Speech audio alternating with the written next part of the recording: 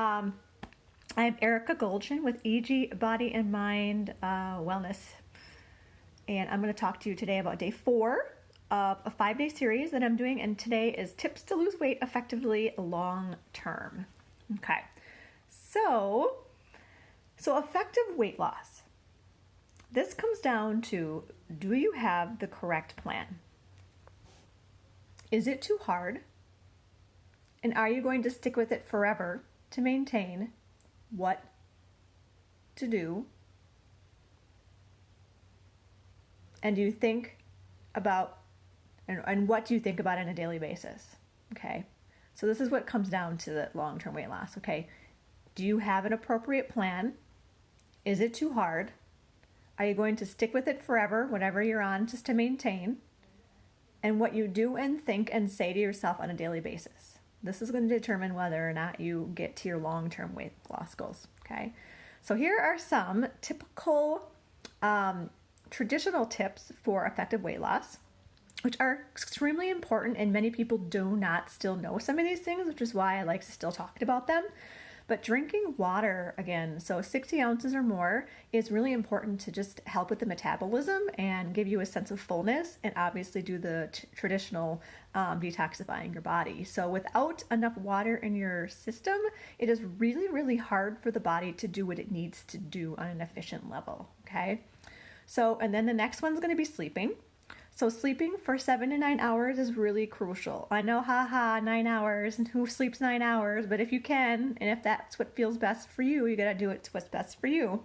7 hours minimum though, because what happens is if we do not get enough sleep, that does change our cortisol levels, and it also messes with our hormones, which is ghrelin and leptin. So what happens there is you actually get more hungry the following day. Okay, it does this on purpose. I mean, it's just like, what? Like something happened, right? We're come from an ancestral trait. So what happened to us? It thinks that we need to eat more food. Okay, so we don't want our bodies to do that. So in order to prevent ourselves from getting more hungry, we do the preventative choices and actions by getting enough sleep. And there are ways to get enough sleep, even with a busy schedule for the busy professionals that I do work with, but it just comes down to us sitting down and figuring out some sort of plan that makes sense. Okay, a lot of people just don't have appropriate planning without somebody looking at it from an outside perspective. Okay, so the next one's going to be do some sort of stress relief for 5 minutes every day. This is just 5 minutes. That's it. Okay, we need to find a way to just lower that nervous system. If we don't have any kind of break with our nervous system response, remember that's the fight or flight scenario. So if we're always in this feeling of fight, which is when we're stressed, right? We're not designed to do that long term. Our body just starts to freak out. And again, stress messes with our hormones, and our hormones mess with our weight. Okay, so that's why getting some sort of self-care or 5 minutes of stress relief is important.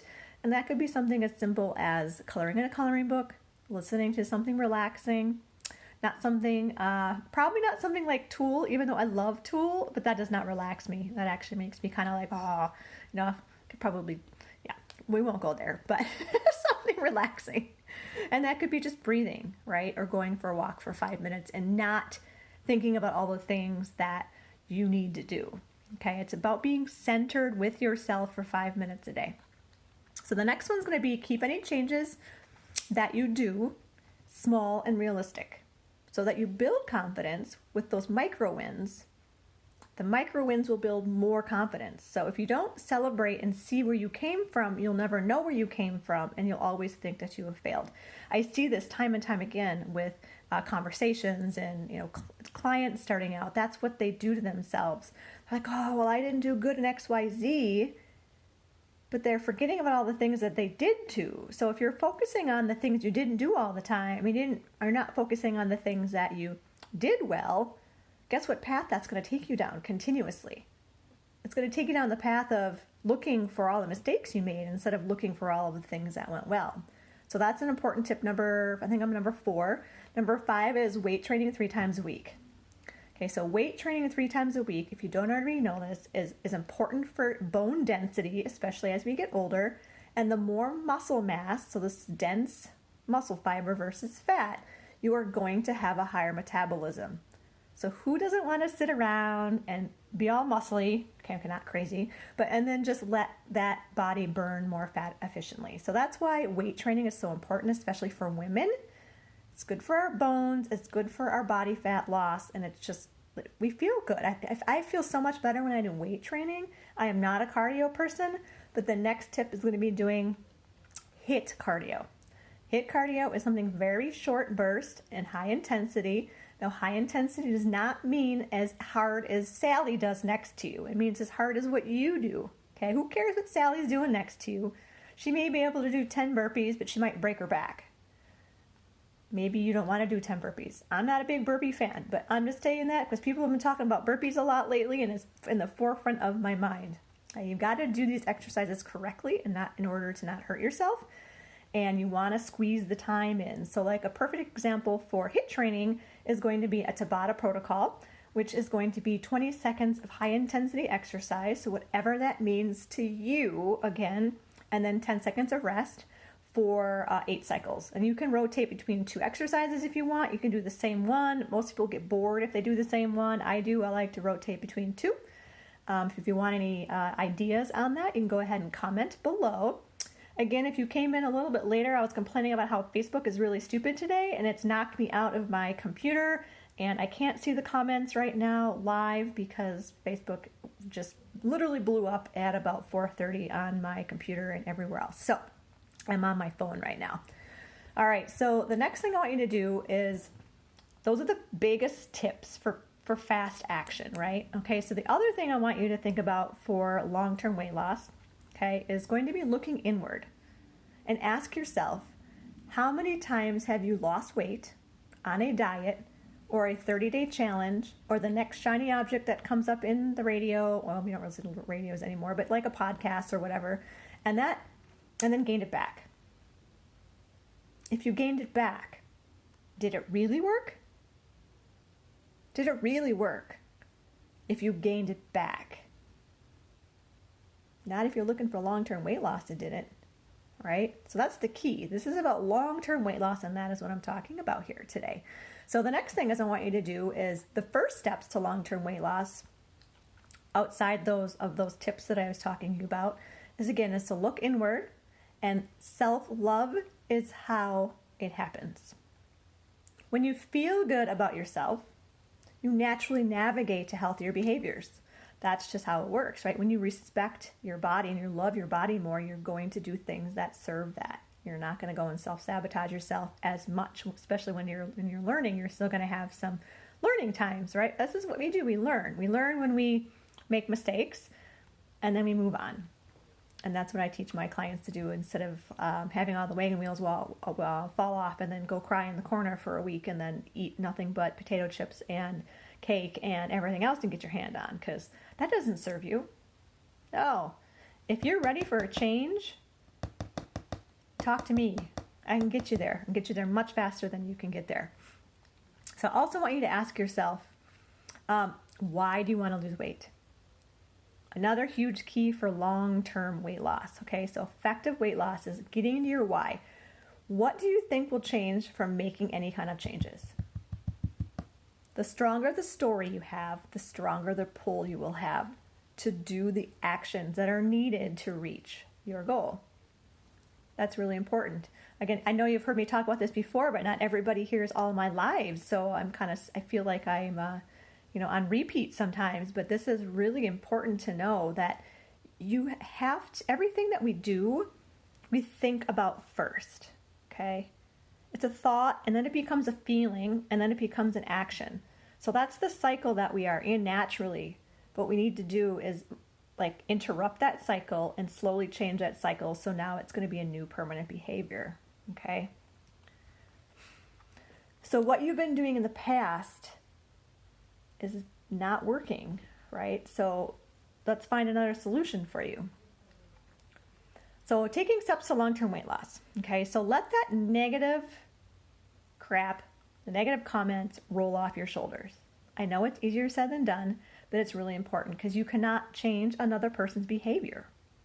You are not responsible or to blame for what other people are feeling.